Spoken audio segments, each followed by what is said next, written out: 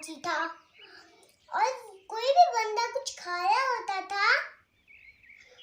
ये तो कीजिए दोस्तों, कोई भी बंदा कुछ खा रहा होता था, उस कुत्ते का दिल चाहता था कि वो उसको उठा के खुद ही खा ले। उसको एक दिन एक कसाई की दुकान से एक गोश्त का टुकड़ा मिला और उसके मुंह में पानी आ गया।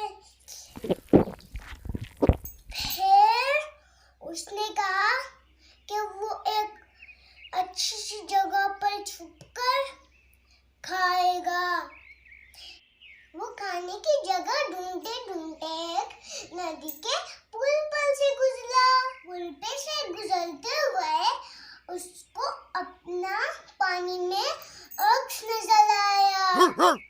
फिर उसको लगा कि उसके पानी में एक और कुत्ता भी है जिसके मुंह में एक गोश्त का टुकड़ा है। उसके दिल में लालच आ गया।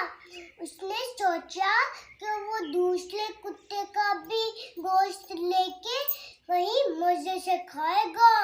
जैसे ही उसने दूसरे कुत्ते का गोश्त लेने के लिए मुंह खोला, उसका अपना ही गोश्त पानी में गिर गया।